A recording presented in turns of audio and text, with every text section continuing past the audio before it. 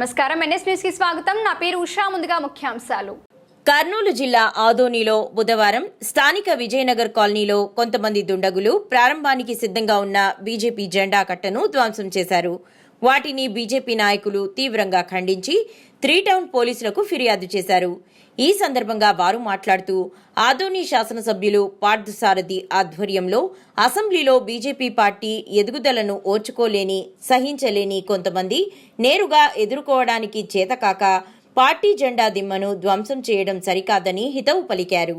BJP జెండా కట్టను, పోల్ను ధ్వంసం చేసిన దుండగులను గుర్తించి వెంటనే వారిని కఠినంగా శిక్షించాలని BJP assembly co convener Nagaraju Goud, north మండల అధ్యక్షుడు మహదేవులు డిమాండ్ చేశారు. ఈరోజు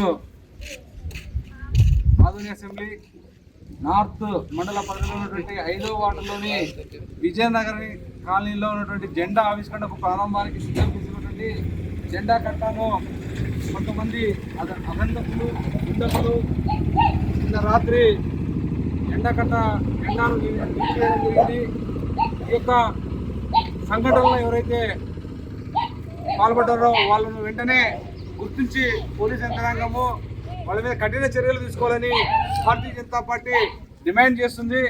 ఒకవైపు ఆదోని అసెంబ్లీలో భారతీయ జనతా పార్టీ దినదినాన బలోపేతమవుతూ ప్రజలకు సేవ చేయాలని స్తంభు ఏరియాలో కూడా ఈరోజు భారతీయ జనతా పార్టీ బలపడ్డాన్ని ఓర్చుకోలేని ప్రతిపక్ష పార్టీ నాయకులు ఈ యొక్క సంఘటనకు పాల్పడి ఉంటారని భారతీయ జనతా పార్టీ నమ్ముతోంది. కాబట్టి ఎవరైతే ఈ యొక్క పార్టీ జెండా కట్టను ధ్వంసం చేశారో, పార్టీ పోల్ను ఎవరైతే విరుగొట్టారో వాళ్ళను వెంటనే ఐడెంటిఫికేషన్ చేసి పోలీసులు వాళ్ళను వెంటనే వాళ్ళ మీద కఠిన చర్యలు తీసుకోవాలని భారతీయ జనతా పార్టీ డిమాండ్ చేస్తుంది.